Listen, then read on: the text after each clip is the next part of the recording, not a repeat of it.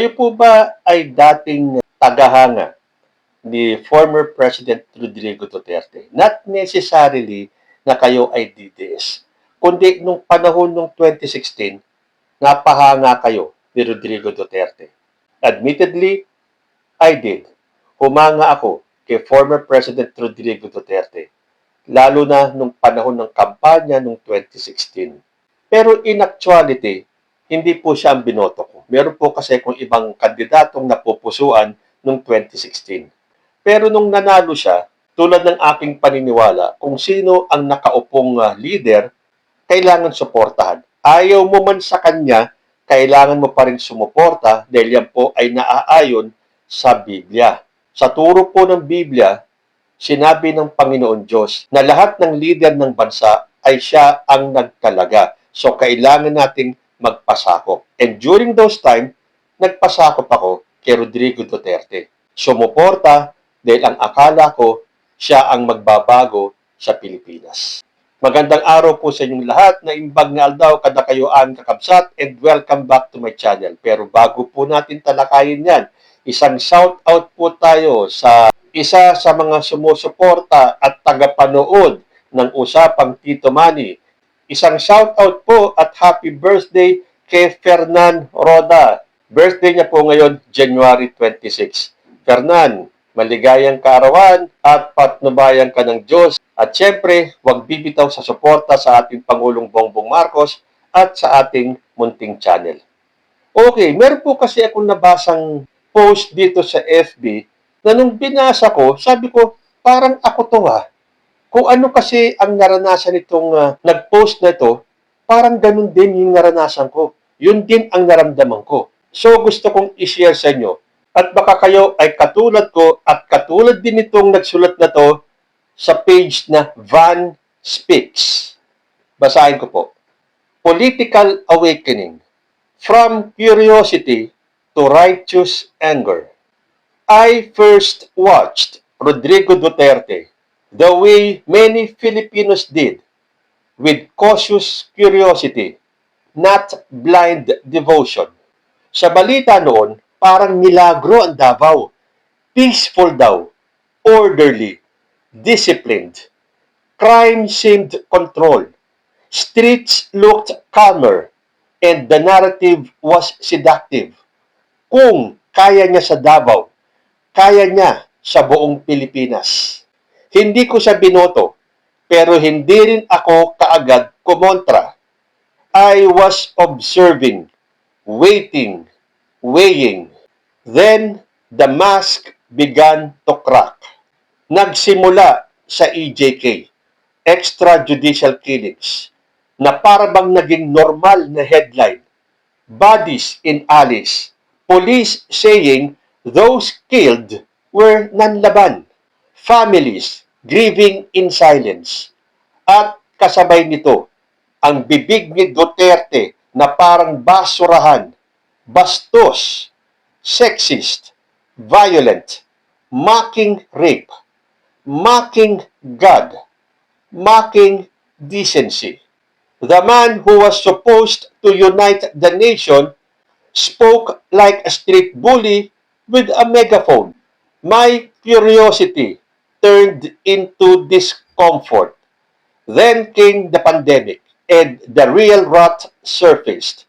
Habang naghihingalo ang bansa, may family, billions in overpriced face shields, medical supplies bought from a tiny, shady company with almost no track record. And instead of accountability, Duterte ordered his cabinet and officials not to attend the Senate Blue Ribbon Committee. Sa huli, hearings came and went, pero walang nakulong, walang tunay na mananagot. So the people who were truly responsible for the family corruption walked away scot-free, while ordinary Filipinos paid the price in sickness, death, and lost lives. It felt less like leadership and more like a coordinated cover-up. Kasabay nito, Sinara ang ABS-CBN, the country's largest media network, not because of law, but because of politics and ego. Rappler was harassed. Maria Ressa was targeted like a criminal for doing journalism. The message was clear. If you speak truth, you will be crushed. At doon, lalo akong nawalan ng tiwala. But the real breaking point came when I started digging deeper. I learned about Michael Yang, Duterte's close associate, linked to illegal drug operations, yet seemingly untouchable. Then the magnetic lifters scandal, billions of pesos worth of shabu smuggled into the country right under government noses, allegedly with protection from the very people sworn to stop it. Instead of hunting drug lords, Duterte seemed to be shielding them. At doon, naging malinaw ang pinakamasakit na katotohanan. Duterte did not wage a war on drugs. He reshaped it.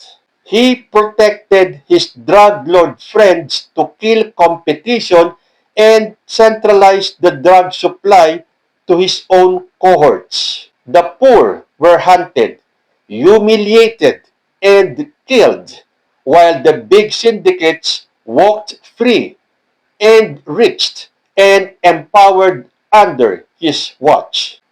And then came the betrayal that cut even deeper, the West Philippine Sea. I realized Duterte had effectively sold part of our sovereign waters through his so-called gentleman's agreement with Xi Jinping. Instead of standing on the 2016 Hague ruling, he said that it is just a paper. He chose silence, concession, and cozy financial deals with Beijing. He sided with China for money and favors, not with Filipino fishermen for their rights. That is why today, China feels emboldened. That is why our fishermen are chased, harassed, and blocked. That is why our Philippine Coast Guard is water cannoned and lasered in our own waters. In my eyes, this was no longer just bad governance. It was a quiet surrender. At that moment, my interest died. What replaced it was indifference, then disgust, then anger. Hindi lang siya nagkamali. He corrupted power. Hindi lang siya pumalpak. He tore the social fabric of the nation. He didn't just govern. He polarized, weaponized lies, and unleashed troll armies that turned Filipinos against one another. Families divided, friends blocked each other online, truth drowned in a sea of paid bloggers, fake pages, and manufactured outrage. Instead of healing the nation, he fractured it. From maybe he can change things, I moved to he changed us for the worse. Duterte did not just fail the Philippines, he hollowed it out. He didn't just rule, he ruled through fear. He doesn't just lie, he industrialized disinformation. He didn't just neglect justice, he flipped it to serve criminals. In my journey, curiosity turned into clarity, and clarity turned into righteous anger. Because history will not remember him as a good and strong leader. It will remember him as the president who turned justice into a joke, truth into a target, and Filipinos into enemies of one another. And that is why I no longer just disagree with Duterte. I condemn him.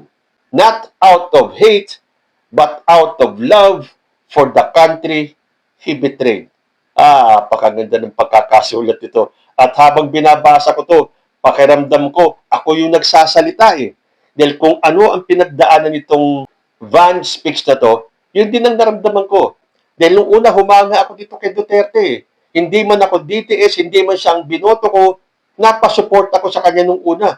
Pero mula nung nag-umpisang marinig ko na siya ay nagmumura, ano to?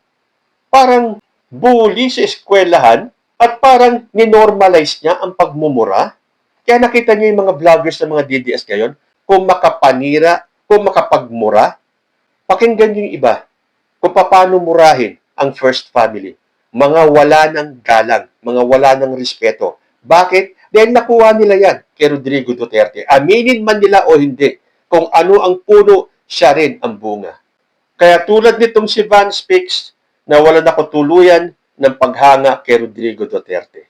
Hindi man ako kasing galit nitong si Van Speaks, pero nawala tuluyan ang paghanga ko sa isang presidenteng akala ko ang magsasalba sa Pilipinas sa pagkakalugmok. Hindi pala. Lalo niyang nilugmok ang bayan natin. Kayo po, tulad ba kayo ni Van Speaks na dati ring humanga sa isang Rodrigo Duterte na ang akala ninyo ay maiaangat niya ang ating bansa, pero lahat pala ay kabaliktaran?